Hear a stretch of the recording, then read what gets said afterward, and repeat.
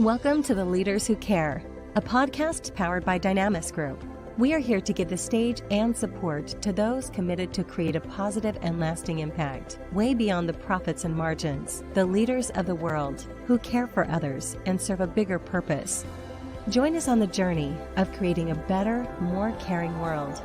And now to your host, Stoyan Yakov.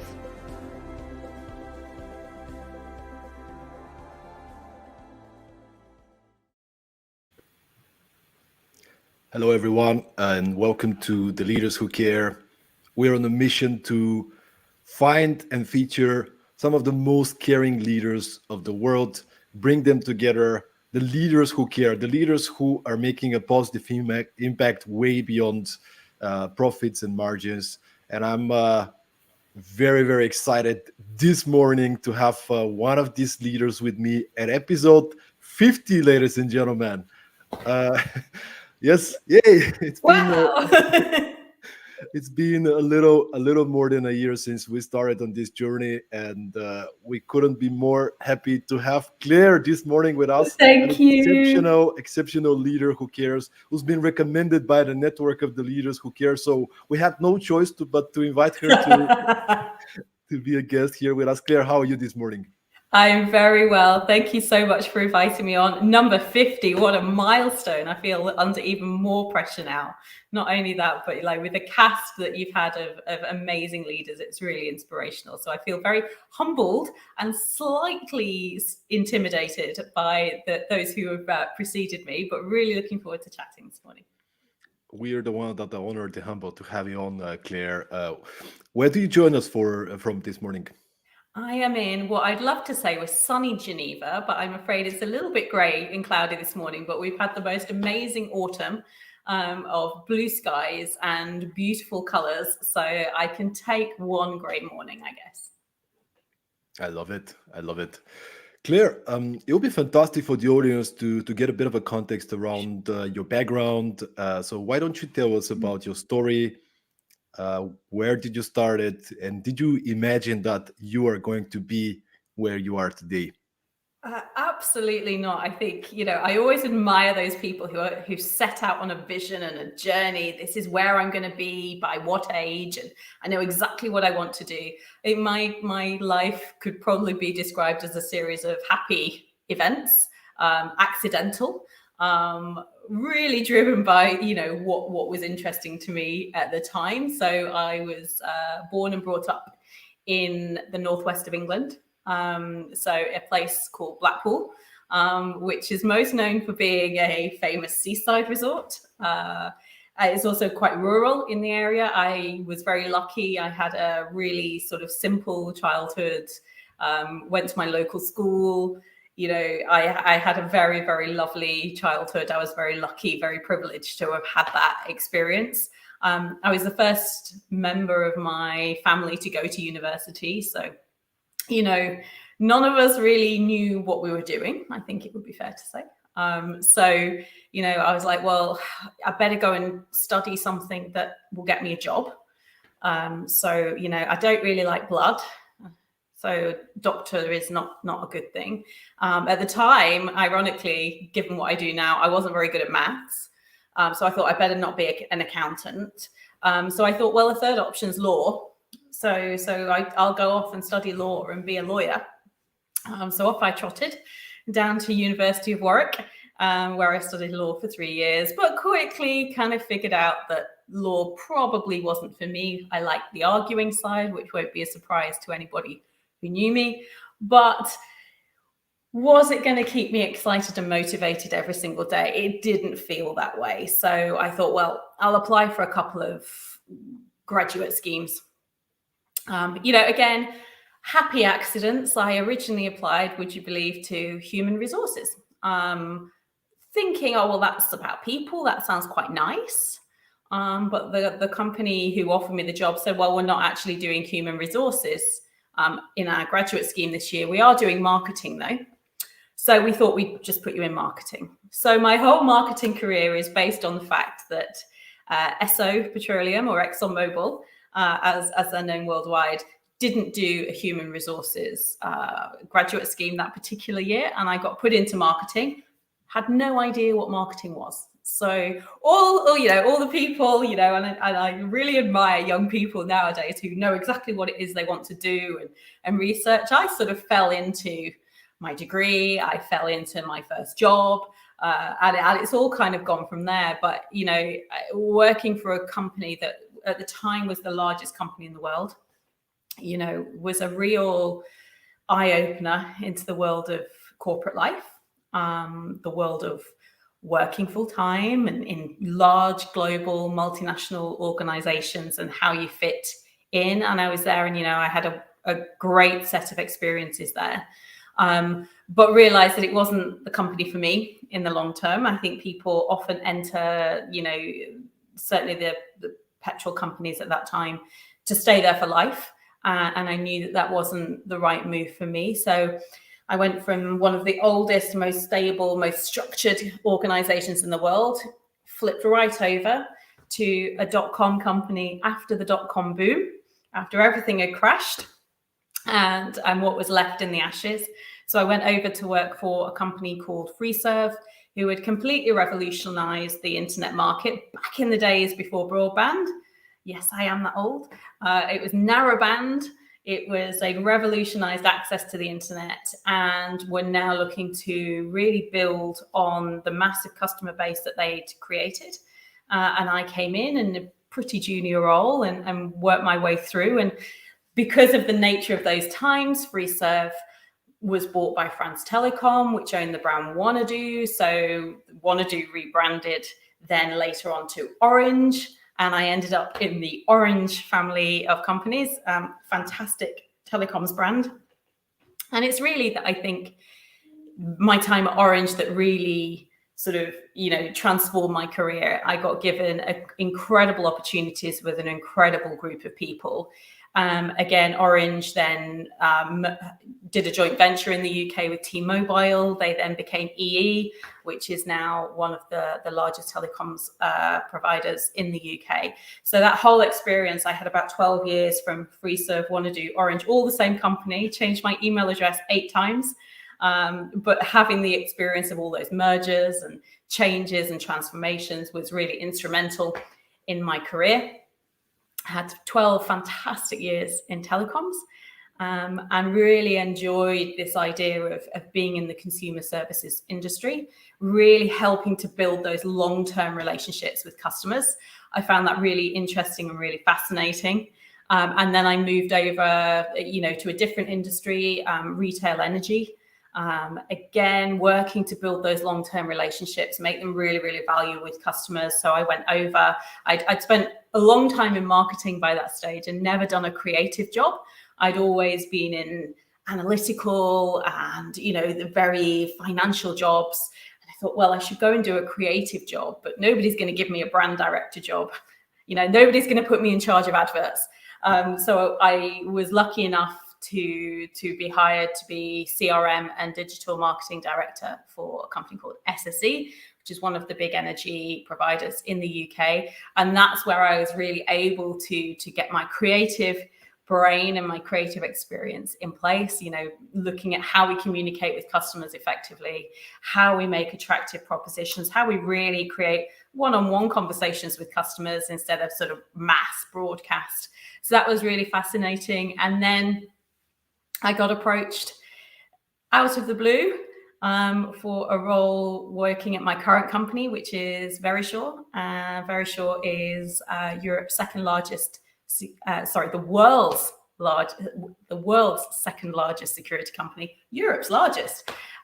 So we protect people in their homes. We talk about caring. This is the leaders who care. What this company does is literally care for people. We make sure people are protected, that they feel safe and secure in their homes by protecting them 24/7, 365. So that felt like such an exciting place to be, an incredible organization. And it meant to move to Switzerland, which is where our global headquarters are. I work in a global role, so I have this amazing job where I get to work with people, in Europe and Latin America. My team are based all over Europe. So I'm really, really lucky to have, again, fallen into all of these opportunities. People have gone, what do you think about this job? And I've gone, that sounds interesting. So for me, it's been all about what sounds interesting, what sounds like it's going to keep me entertained and keep me excited and motivated for the next few years, which is why I've ended up here in beautiful Geneva, having a really exciting role and having a really, really lovely life here. That's how I got here. Claire, I have just about 72 questions after your introduction. But let me start with this one. If you can go back in time, and we do have a lot of young leaders listening to this podcast.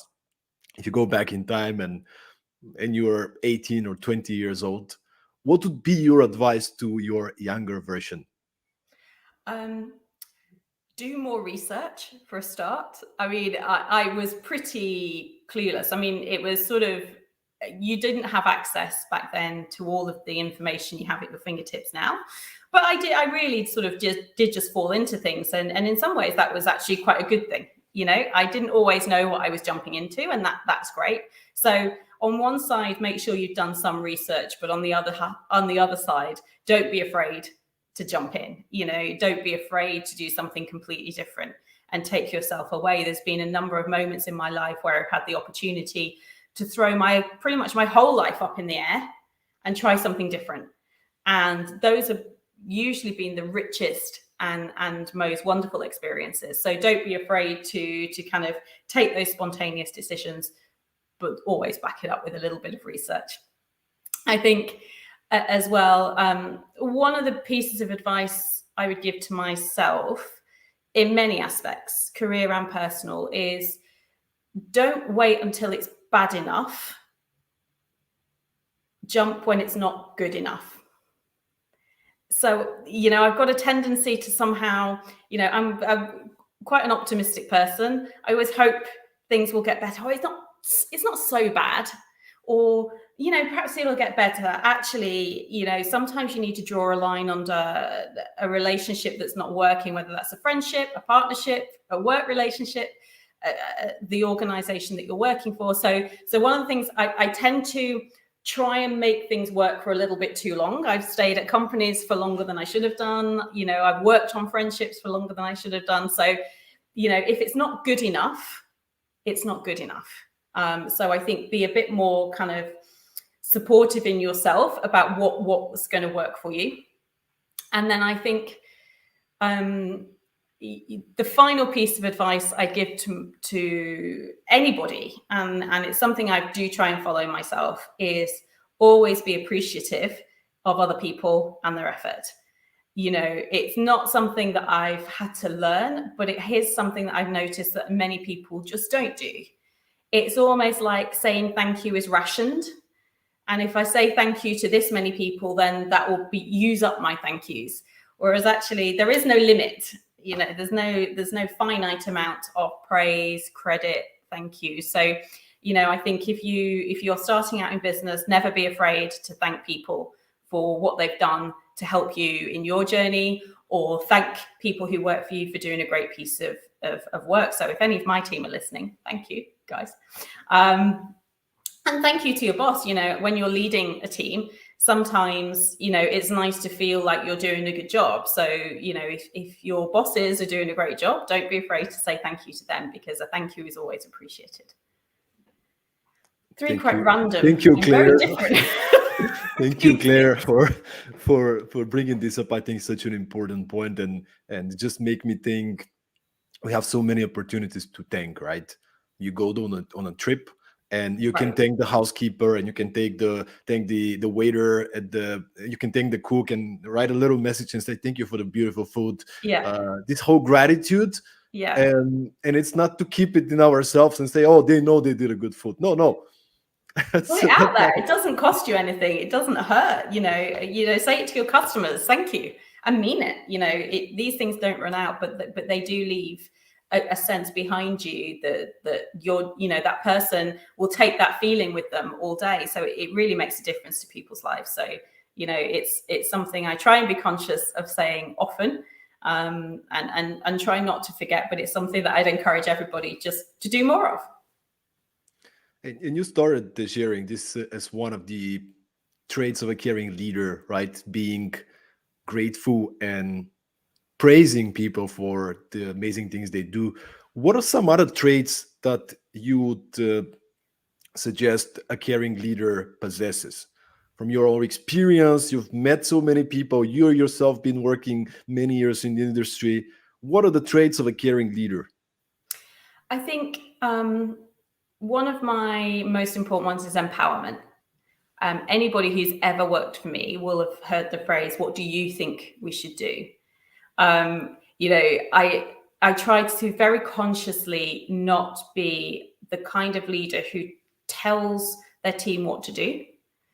I want my team to tell me what they're going to do, for me to check that it's broadly in the right direction. But, I never want to be those. I've seen leaders, very, very senior people in organizations, critiquing a TV advert to the tiniest detail. And I'm like, you've got 5 or 6 people underneath you whose literal job that is, but you're not trusting them and you're not empowering them to do that piece of work. So even though it's really hard, and it's one of the hardest things that you can do when you see someone doing a piece of work which is good, but not exactly how you would have done it, the temptation is to leap in and go, no, don't do it like that, do it like this. But I think empowering your team to make them feel like they are responsible for their own work, they're accountable for what they deliver. And actually, if they do a good job, they get the praise, they get the credit.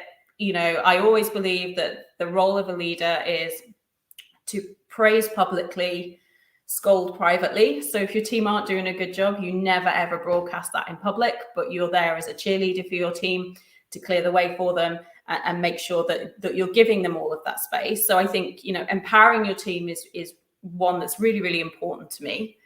I think the whole idea of clearing the way, I live in Switzerland. There's a lot of snow on the ground around here. So snow plows are very important for us living here. And really that's the role of a leader, to clear the way so that your team can be the best version of themselves, do the great work. You need to be behind the scenes, making the connections, clearing the roadblocks, making sure that your team have the ability to shine, do their job, make sure they're rewarded. And for me, that's incredibly important. What can I do to help? How can I clear the way for you? Who do you need me to speak to make this happen? And I think that's a really, really important one for me. And then thirdly, and this would be very surprising if somebody in my position didn't say this, I think, caring for the customer. So many companies say, oh yes, we're very customer centric. Yeah, we're very customer focused. Name me a company that doesn't say that. I think I've been lucky to work for some companies that really have genuinely been customer centric, customer focused. It is entirely possible to be both caring about your customer and caring about your shareholder. They are not necessarily incompatible. And I think we're really seeing that, with the rise of activism, with shareholder activism as well. We're seeing that actually caring about your customers, the environment that you're operating in, becomes more important as we move forward. So I think, my role has always been to be the champion of the customer, make sure that the work that we're doing as an organization benefits our shareholders, benefits our colleagues, but also benefits our customers. Finding that virtuous circle, that sweet spot where you're doing a great thing for your customers, but you're also doing a great thing for your shareholders. And as a leader, and as the people I've worked for and that I really admire, I think that aspect of being customer centric is actually an incredibly important part of leadership. And let's stay with here a little bit on the third one, caring for the customer. Can you remember any really horrible example of a company or somebody who were pretending they care for the customer, but actually they did not? I think, obviously, I have to be careful. None of the companies I've worked for has ever done this. No. So it's not the big things. I think there is often a perception. I've worked in some companies which are often seen as evil. So I worked for an oil company, I worked for an energy company, I worked for a mobile phone company. In many people's eyes, these are evil companies, and therefore anybody who works there must also be evil. And that's simply not true. You know, I've worked for these companies, and these people, these companies, there's no such person as a company. A company is a combination of all the people who operate within that company. And I've worked for these companies where the people on the ground care so much. You know, when I was at SSE, the call center operators were some of the most dedicated that I've ever experienced. A lot of them were dealing with some very vulnerable customers each day, and their level of patience and care was incredible. So this idea that, you know, everybody who works in a company reflects, you know, a company's external perception, it isn't true, because it's really the frontline teams, the people facing the customer, that where you need to have that customer-centric culture. It is often the case where doing what customers want you to do isn't the right decision commercially. If I go to any person anywhere and say, what would make you more loyal to a company? They always say, give me a discount. I should be rewarded for my loyalty. I should get cheaper prices because I've been loyal. But that's not always easy for a company to do. You know, that comes with a cost, where I believe that we need to do the right thing for both the shareholder and the customer is not give customers discounts, but give more value. You know, make sure that as a company, you're giving a brilliant service, that you are providing excellence in everything you do, that you're creating innovation that's interesting to your new customers. So I think, you know, this is about value creation, not just about giving things away or making customers happy. You know, even as a customer champion, customers aren't always right. What customers always want isn't always what they should have, but actually, how can you create something that works for you as an organization, for your shareholders and for your colleagues, but also really importantly for your customers? There are many examples, and I'm not going to give you any, Stoyan, of organizations that I've seen where, you know, there is a very clear route to make the customer happier, to give a better service. And companies don't do that. And do you know what happens to those companies? They fail, because somebody else will go and do that, will go and take that position. And it's all a matter of time. Sometimes, you know, there are projects, and anybody who's worked in these big organizations, you know, anything that's to do with changing systems in the background, big customer service transformations, they are painful and they're expensive. But you need to kind of take a deep breath, take a moment and do it, because the need to do that isn't going to go away. You're going to have to do it at some point. So you may as well commit, go in and make sure you're delivering it. That's an example of where I think there are companies, and I'm not going to name any of them, where, you know, doing the wrong thing for the customer has meant that they failed. It reminds me, when you're speaking about it, back in, I think, 2008, 2009, I was working in Cape Cod, Massachusetts. Right. And I landed the job at a clothes store. And my whole job was to fold T-shirts all day long for 8 hours. And after a few weeks, I got promoted, so I can actually be on the cashier. Wow. Ooh. Yeah, I know. And it was the first time I experienced this, because it wasn't something that's very normal for my origins from Eastern Europe. I live in Denmark, right? And a customer comes to the cashier, and they had a little receipt with a sweatshirt, for a kid's sweatshirt. And she comes and she says, "Hi, I bought this 2 years ago for Christmas. My nephew wore it only twice, and the zipper doesn't work. I would like to return it." And I'm like, just give me a sec. I need to speak to my manager. Of course, it was my first day.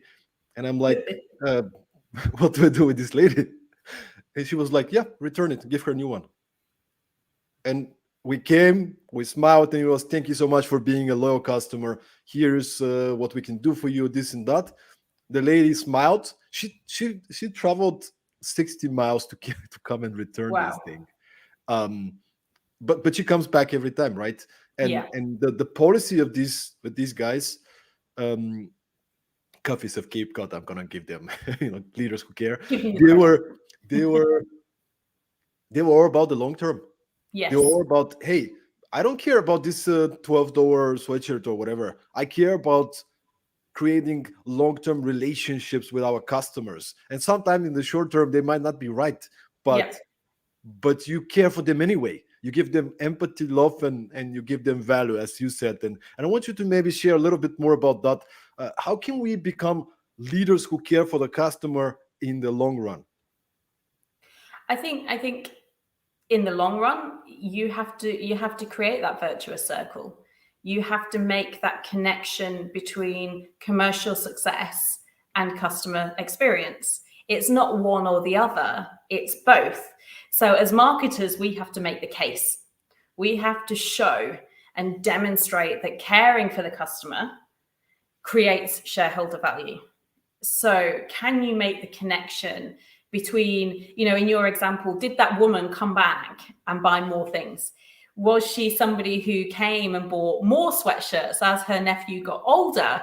And therefore that act of compassion and caring by saying, hey, with some customers, this would be just someone trying it on, seeing if they could get a deal. But with this customer, you had a good instinct, or you knew her, you had data, you had insight that this particular customer was a good customer, they were a loyal customer, and that by doing something good for them, you would reap the rewards in that long-term relationship. So I think as marketers and as leaders, making that connection between caring for the customer and caring for the commercial outcome is absolutely critical. Is critical. As marketers and as leaders within marketers, we need to talk the language of the boardroom. You need to build those relationships with the CFO. You need to be best friends with your finance community, because you need to be able to show that the decisions that you're making are not costs, they are investments. And that's something that we try and do, certainly at Verisure. I was lucky enough to join the company who had decided, they're still in an incredible growth phase, but they are still saying, do you know what, we need to focus on our customer experience, on keeping our customers loyal. We have incredibly loyal customers, incredibly happy customers, but we're not satisfied with where we are. We need to keep making these investments, because our business is a long-term business. You stay with us for a long time once you're in. So we have to make that really important. So I think, to create that long-term impact, the number one thing you can do is prove the value. I always try and, balance in my role, taking the champion of the customer, being the champion of the customer, but never forgetting that one of the reasons why we're there is to make a long-term successful organization. And you don't do that by giving everything away, but you do it by being caring and compassionate towards your customers. During the pandemic, sorry, that word, during COVID-19, there were genuine cases of hardship. People who had been loyal customers for a long time in many industries suddenly found, hey, I've got no work anymore. I've got no jobs anymore. I have no income. How you treat those customers will be remembered. Those customers, when the good times come back again, will remember those companies who weren't empathetic and weren't caring during that crisis. So I'm really proud to work for an organization that really tried to protect not only our own people, but also our customers as well. We're in the protection organization. We're people who protect people. So I'm really proud that we put measures in place to really help keep our customers safe during the crisis. Hard times show the faces of the leaders, right? And, so many examples. Thank you for bringing that up. I'm working a lot with startup founders, founders of organizations that are scale-ups and bigger organizations. And I see sometimes, especially early when they start as entrepreneurs, they're so excited to go and sell the product that they build, that they forget that it's not about selling the product, it's about offering value and creating more value for what you're asking for. And they forget thinking about, what value do I create? It's more, I have this product, it's the fastest. Hey, wait a second. You don't know me. You haven't asked me a question. You have no idea what I need. Are you solving any of my problems and my needs? Do you try to be empathetic and to understand me before you actually come and even build a product? There's so many technical founders, amazing, genius people, technical wise, that build things people don't need. Yeah, that's the fastest speed of whatever. I don't care. I don't need the fastest, right? Like I have another pain, but you didn't ask me. So I think that's a. And you know, on this one, I think there are also, you know, I think there are the entrepreneurs who build things without that customer focus and insight that you're talking about, that go, I can build this, so I will, not knowing if anybody's interested in it or anybody wants it. But there's also a second set of entrepreneurs who build something that people do want, but they kind of forget that beyond the sale, customers have to live with that for a long time. That's what you hope as an entrepreneur. That's what you're looking for. So a lot of organizations, and this is, you know, you see this all the time. A lot of organizations build a sales organization, a sales structure through digital marketing, and they get incredible momentum. You've seen it with loads of apps. They've got millions of users, you know, and then go, well, what do I do with these people now? Now I've got to figure out how I serve them, how I keep them as my customer, how I keep them using my app or service. And so many organizations can build a customer base and they can build it very fast, but they can't keep it. And that, you know, you see the same, you know, in retailers.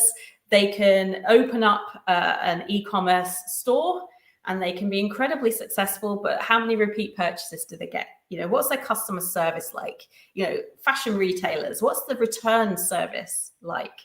You know, if you've got a wonderful looking storefront and great merchandise, but in the back, you know, your complaints methodology is terrible, you can't return a parcel, it's really difficult to get a refund, guess what? Your business won't last for very long. So I really admire the entrepreneurs who, when they set out, know that what they have to do on day one is all the boring stuff as well. So, you know, I was talking recently to a leader who is thinking about a startup, and he wanted to be able to think about the end-to-end customer journey before they sold a single product. And that for me is customer-led leadership. And those organizations, those entrepreneurs that are brave enough to go, hey, it's not about hitting the KPIs on search, on reach, on all of those wonderful digital things, which I used to love to do as well when I headed up digital marketing. But those leaders who, when you're an entrepreneur and you're a startup, you're thinking about, how do I serve this customer in the long term?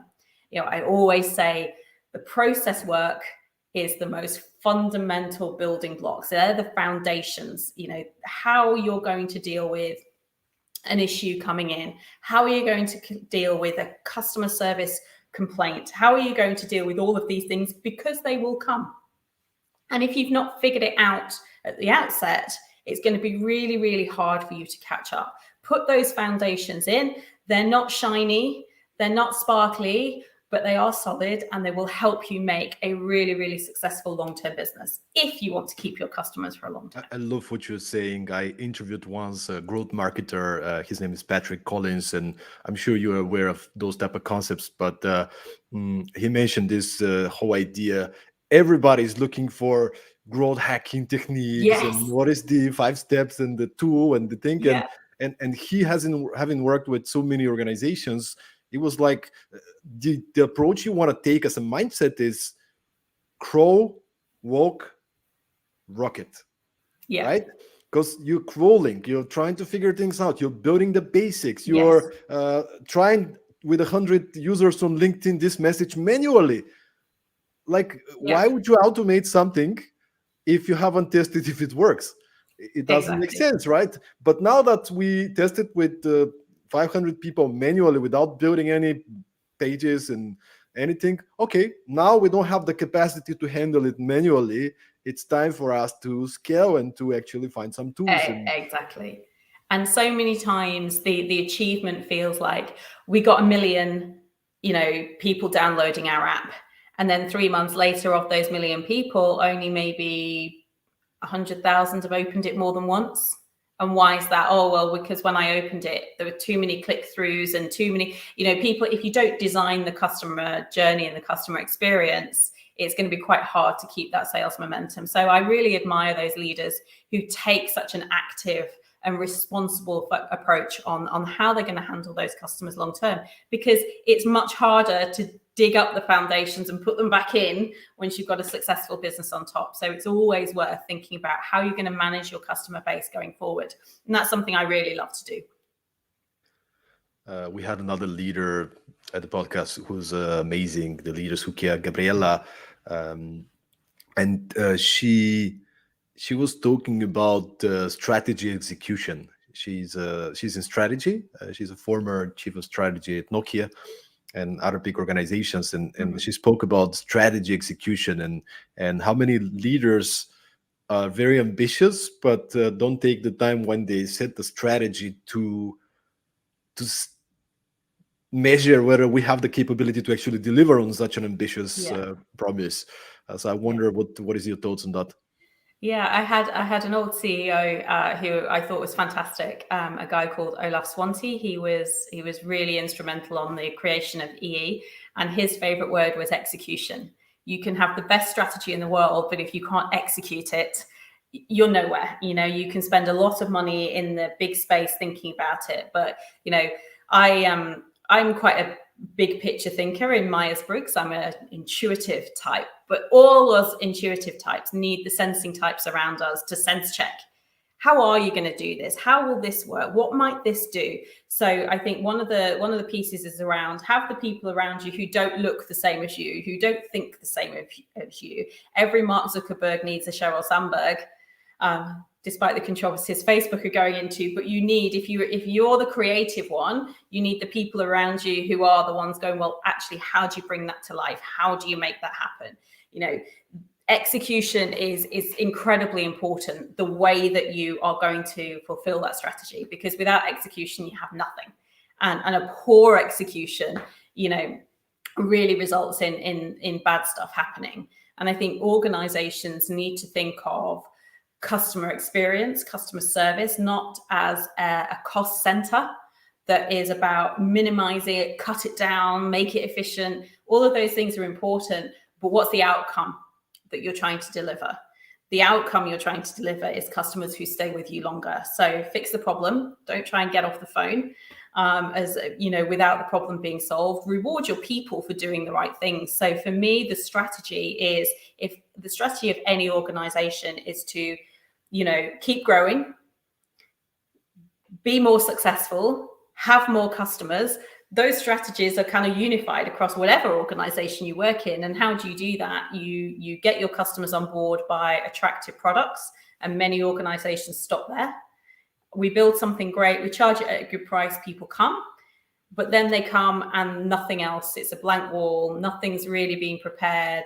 So they've opened the door into this beautiful, shiny house that they've been promised, and nothing's complete. So I really encourage people, again, execution. If your strategy is to be successful, lots and lots of customers, lots and lots of happy customers, make sure that you pay some attention to how you're going to execute. I love that. One of the villains of execution, actually, we in my book, Perform the Unsexy Truth About Startup Success. I published a book earlier this year with a co-author, Cristobal Alonso. And one of the chapters is about focus and execution. And one of the 5 villains of focus and execution we distinguish there is the shiny object syndrome. Yes, 100%. The urge to go out and do the new stuff because we're so excited about the novelty. But aren't we already doing this marketing strategy, that and that? Yeah, but this new thing is going to be amazing. It's like, okay, take a breath. Hold on a second. I love what you said. Stress testing those kind of new ideas and before launching it on emotion. And I listened to a podcast and I loved the metaphor they used. Tim Ferriss, probably aware. Tim Ferriss, he had a podcast and he shared that every time he's about to launch a new campaign, a new product, a new project, he'll sit with his team, and he really got inspired by military training, meaning they have this red team, blue team, where, as I remember, the red team is the one that is about to attack, and the blue team needs to defend, usually a base or something, right? Yeah. And what he says is, I want to be the blue team, and I line up my whole team, and they're the red team. So I showed them my idea of how I'm going to market this new book. Yeah. And they have to kill me. They have to Yeah. challenge me. They have to stress test it. Yeah. And if it stands, if I actually manage to defend it, then we go with it. Exactly. It's being brave enough to set up your pet projects, your baby, for that kind of scrutiny and attack, because it's better to do that with a friendly audience than set it live in the wild and have your customers, throw stones at it because it's not good enough. So, actually, I really love that the idea that you need to defend your projects, but not at any cost. Actually, do they stand up to the scrutiny? Do they stand up to life in the real world, outside the environment of the lab, outside of the environment of the tech hub or the studio? Do your ideas really exist? Will customers use them, and how do they fit with customers' lifetimes? I always love those moments where sometimes you're very privileged in businesses that I've worked in, where you get to go into customers' homes, or you get to talk to customers about how they've experienced your product and service. And they are the most incredible experiences, because you see, the business that you spend many, many hours of your life thinking about in great detail is a fraction of the time that a customer will spend. Our job is to be frictionless. It's not to make customers' lives more difficult. It's always to make customers' lives more simple and straightforward. They don't spend a lot of time thinking about you, no matter who you are. Even Apple and Google, nobody thinks about you. Amazon, one-click checkout, right? Exactly. You want to minimize your interaction, because, hey, there's much more important things going on with your family and your friends and the people, the enjoyment and the pleasures in life, the stresses that you're dealing with. You don't want the companies and the services that you use to add more stress to you. So our job as creators, entrepreneurs, marketers is to remove stress, to make it frictionless to work with us. And actually, when you see customers in their homes or how they use your service in daily life, it helps to bring that to life.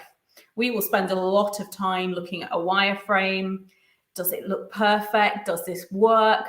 Does it look beautiful? A customer will spend a fraction of a second on that page. So let's spend the time in making sure that experience is so good that they don't consider, do I need this? Is this right for me? Does this change? It's slick. It works. It does exactly the job it's supposed to. It surprises you. It delights you. These are the things that we're there to create, not more process, not more hassle. And it urges me to ask you a question. You're doing so many things as a customer marketing director, and I can imagine you also presented on plenty of different ideas, opportunities, projects on a daily basis. How do you prioritize? How do you decide these are the projects, these are the procedures we're going to go on with all the different choices that you're presented with? I mean, it is one of the things about working at Verisure, which is a very entrepreneurial environment. Actually, is you can create your own role, and so you can take on things. I when I came in, nobody had done my job before, so I could create my own job. Create the things that I thought would add the most value. We're also a highly decentralized organization, so our markets have the operational and day-to-day. That gives me the freedom to think about what's going to be this place we need to go in the next 2 to 3 years. So having people in your organization who have the freedom to be not putting out operational fires every day and dealing with what's going on, but have the ability and the space to think about what's going to be important, not tomorrow, not in 6 months' time, but in 18 months, in 3 years' time. Make sure you're having that. In terms of prioritization, it's about impact. So you always prioritize based on impact, what's going to be important, what's going to deliver the most value for the company and the customers. Where do they combine? Where can we create something that's really value added? I spend a lot of my time in the marketing technology space. I think there's some really exciting developments there that help to strip out some of that complexity that we've been talking about, that really help to make the right kind of decisions for the right kind of customer. They're customer led. They're about what's right for this particular customer. But also it talks about, how do we create the most value by keeping that customer loyal, by encouraging them to buy more brilliant products and services that they've perhaps not seen before. So for me, the prioritization metrics is always on outcome. What will this deliver? How will this add value to the organization? If we're doing projects that are not going to add value, we should be challenging them. We should be questioning them. In an organization like mine, and in fact, most of the companies I've worked in, the challenge is not what to do, it's what not to do. And making, real insightful choices about what not to do is just as important as making the decision on what you are going to do. So again, what's really important is having the courage, and it takes courage to deprioritize activities and actions, particularly those that you really like, that you really believe in. That's the hardest thing to do, to kill your ideas. And any entrepreneur who's got the courage to do that, I really admire, because that's one of the hardest things that you can do. Absolutely agree. And when you mentioned getting clear on the outcome, this is something philosophy I live by. And we also had another exceptional leader, David Talon, the author and creator of GTD, Getting Things Done, being a guest at the Leaders Who Care. Another exceptional episode, guys. You got to check it out for sure. But one of the things that he's all about, it's been at the core of his philosophy, is having clear intention about anything you do. Let's do this marketing project. Okay. What is the intention? What is the outcome? What is the end result we are after? He even went further back at podcast, and he was talking about your personal life. Let's go on a vacation. Okay, what's the outcome? What do you want to get out of this vacation? Yeah. If this vacation is over, what's the result? Did you connect it with your loved one? Did you have party all the time and kind of clear your mind? Like, what is your outcome? Because once you're clear what's the outcome, you can build things backwards and take the actions and choose the projects that will lead you towards this outcome. So it's such a great reminder, Claire, for everybody. And I think it's a good sense check as well. So, like many organizations, we measure customer satisfaction using the Net Promoter Score, NPS. And Fred Reichheld, who created that measure, has expressed his frustration about the way that many companies use it to pat themselves on the back or just treat it as a KPI. The measure itself is not the important thing. The important thing is customers are telling you how they feel about you in order that you can create better outcomes. The outcome isn't the score. The outcome is what you do with the intelligence and the insight that delivers the score. And I think what we spend a lot of time doing is getting behind the score, what's driving that satisfaction. But I think that's always an important reminder. The outcome isn't the score. The outcome is the changes that you make as a result of asking the customers how they feel about you. And talking about customers and how they feel, I'm curious, in 2021, what is the stage of word of mouth? It used to be such a hot word in the marketing realm maybe 10, 15 years ago. Everybody was talking about creating word of mouth. Where is that at the moment, and how can we get the most out of word of mouth in 2021? Word of mouth is incredibly important, and I think it becomes more important. It's in many ways it's more democratic now because there are lots of hubs where people can find online reviews from other customers. You've got Trustpilot, you've got TripAdvisor, you've got all of those kind of areas where people crowdsource reviews and information. But there is something extra special about talking to someone you actually know in real life about a provider or a service. And that might be more different depending on the kind of industry that you are. We work in businesses which is about long-term relationships. So for us, it's incredibly important. There is nothing stronger and more important than one of our customers recommending our service to one of their friends or family members. That is what we look for. And it's something that we work very, very hard on to make sure that those customers feel able to. It's a very trustworthy position to be in. It's not like maybe in the FMCG world where you're, maybe recommending a brand of toothpaste, which is relatively low investment.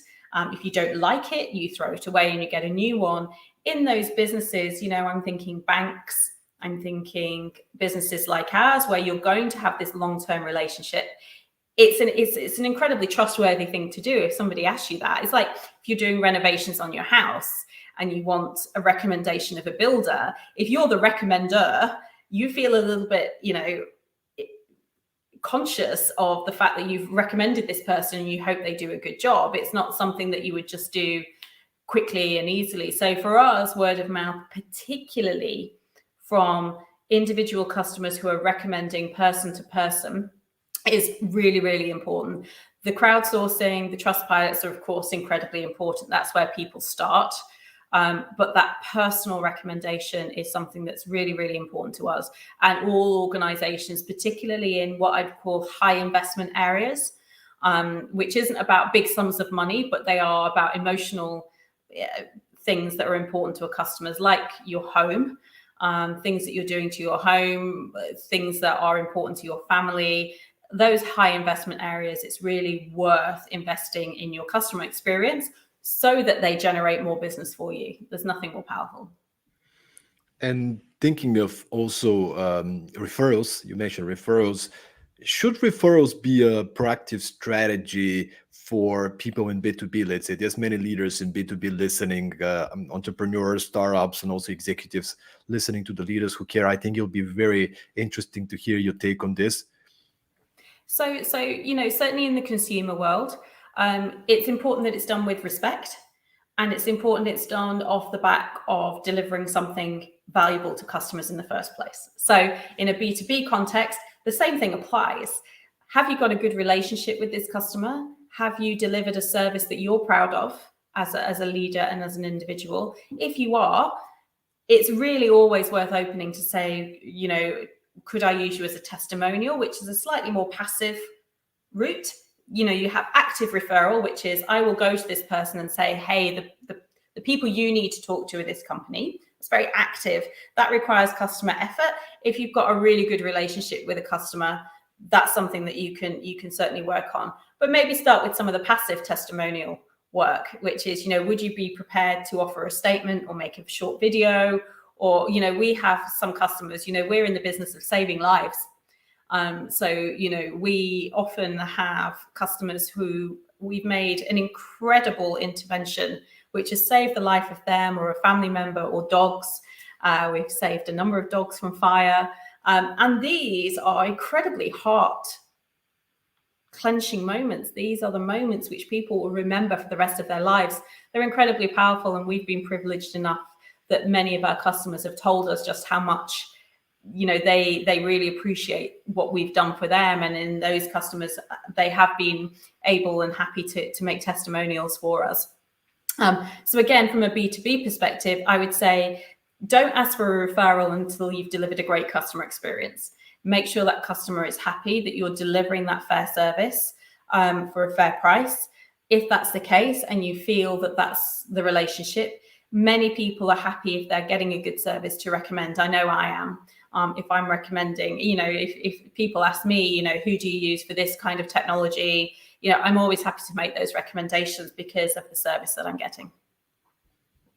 Yeah, and sometimes now that you're speaking, sometimes I also love to, if somebody asks me, they did a good service for me and they're very kind and respectful. Absolutely. And they ask me for could you introduce me to this person? And I feel like they actually did an amazing job.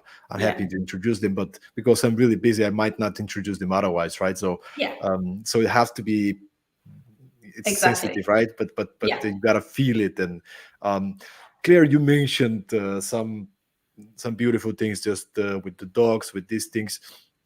You've been recommended to be part of the Leaders Who Care, not just because you're exceptional marketing executive, but because you are a leader who cares. And I'm just curious, and I think the audience is also curious, what are you excited about these days? What are you passionate about and excited about these days?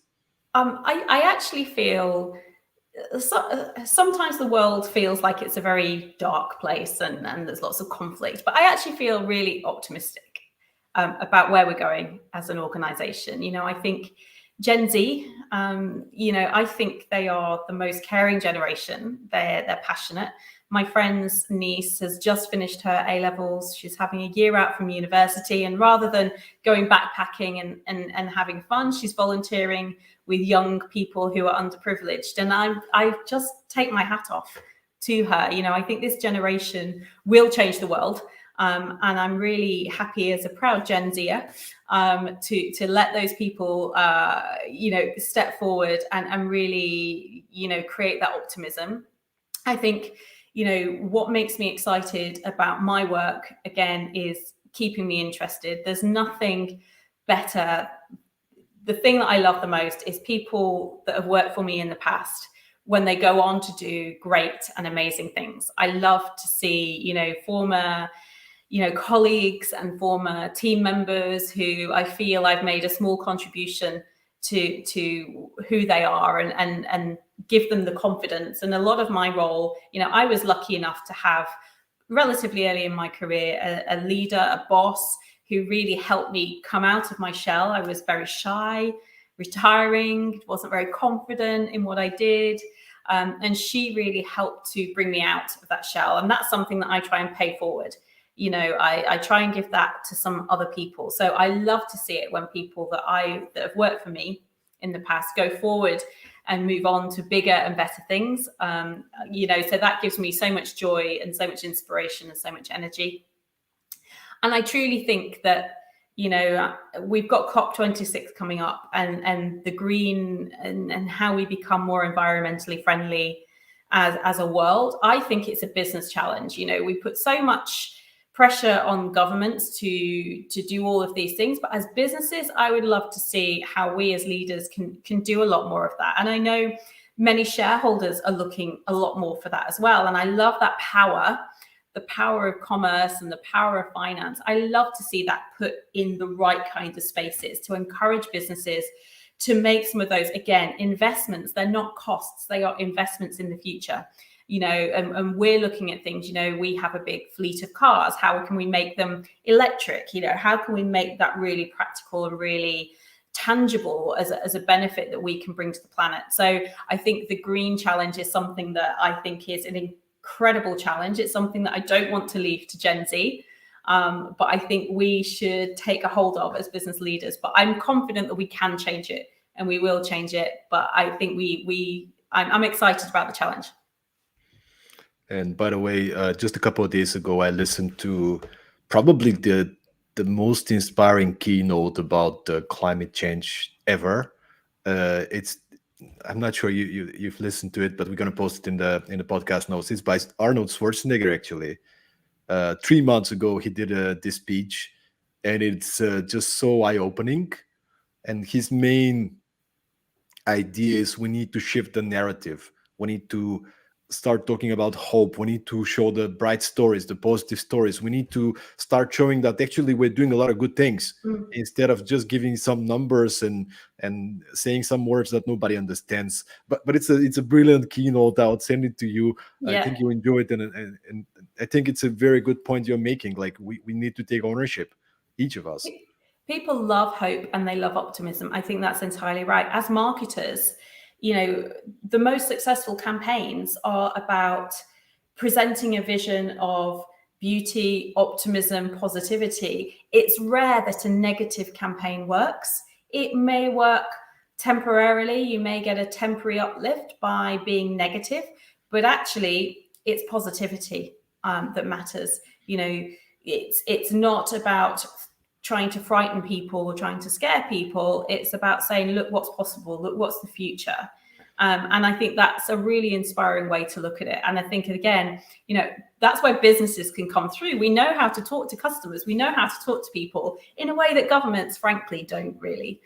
So let's put that energy and let's put that capability to use. And as organizations, let's try and see what we can do to make our contribution.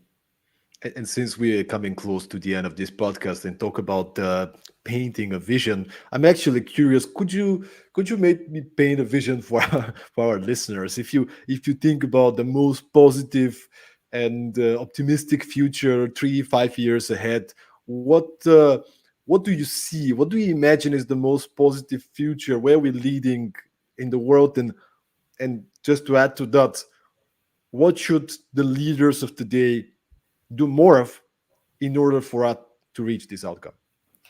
So I'll start with the second bit first, actually. So I think as leaders, it's important that we pay it forward. That we've all had people in our careers and in our backgrounds who have done great things for us. Be that person for someone else, be that mentor, be the person who clears the way, help other people become successful, because great success is going to come from those coming up the road behind us. So making sure that we clear the way for those individuals is incredibly important as a leader, and it's something that we can all do. And I think in a similar vein, I was lucky to spend my sort of formative career years in an organization where I never felt like a woman. I just felt like a person, and I was part of a big organization. And that's not always the case for everybody. So as a vision for 3 to 5 years, what I would love to see in organizations is actually there is no longer a need for diversity and inclusion policies, because it's now all practice. That companies see the value in having a really diverse set of backgrounds, experiences, skill sets, that actually this is now, not something that needs to be fixed, but is something that happens. And maybe 3 to 5 years is too short a period of time to do that with all of those areas where we don't have that diversity of people. But I think that's something that we should be aiming for. We should be conscious of as organizations. I remember walking into one organization and I was called a young lady, and that was such a shock to me, because I worked in an organization where, very powerful women senior leaders, it was broadly 50-50 in the office, and to go somewhere that was very different to that was quite challenging and quite strange for me. So I want to create more of that environment where you don't feel like you're one that's an outlier, and you don't feel like you're the token representative, but you do feel like you're part of a really cohesive and coherent team without it being forced. So I think on the diversity front, I would love to see more of that. And then we've already talked about some of the environmental things, but really as personal leaders of what you can do as a leader, clear the way, be that snowplow again, clear the way for the people coming behind you, because there are some incredible talents out there. And if we give them the freedom and the space to grow and improve, who knows what's going to happen in the future. And on that token, we had a question from our amazing young leader, a leader who cares. And because we want to be inclusive, of course, we want to include this question, if you don't mind, the final question for this episode. So Irina is asking, she's saying, hello, it's a pleasure to listen to you. What do you think about mentoring and the importance for young people to be mentored? And then she's continuing. Also, I'm really excited about COP 2026 too. I've been following who will be there and what we'll be discussing, get more enthusiastic about happening. But back to the question, mentoring. I'm a mentor for several people, and I get a lot of joy from it. So from a leadership perspective, I think it's something that can give great energy. For a young person, I think it's great to do. What's important is to be really conscious about what you want. Again, it goes back to your point, Stoyan, on outcomes. What do you want from that mentorship? Often people say, oh, I want a mentor. And then when you say why, they can't really answer the question. So think about why you want a mentor. What is it that you're trying to achieve? Is it about networking, finding the right contacts? Is it about, I've got a specific challenge that I'm looking to solve?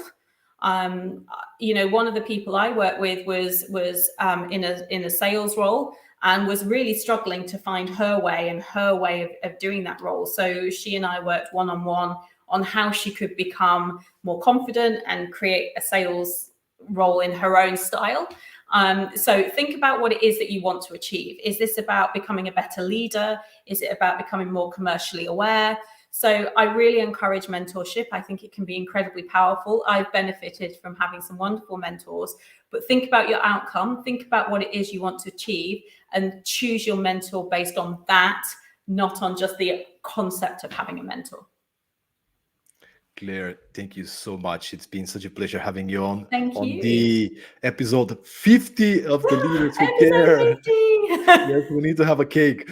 Yeah, But it's been just the hour went like flying away so somewhere. fast. It's been amazing having you on, and I just want to remind everybody there's 49 more episodes, so you can go find us on Apple Podcasts, Spotify, all major podcast platforms. Subscribe, rate us on Apple Podcasts, share with a friend if you feel like what we do matters. We're very happy to be here and bring you some of the most exciting, some of the most caring leaders of the world, like Claire. Claire, it's been such a pleasure.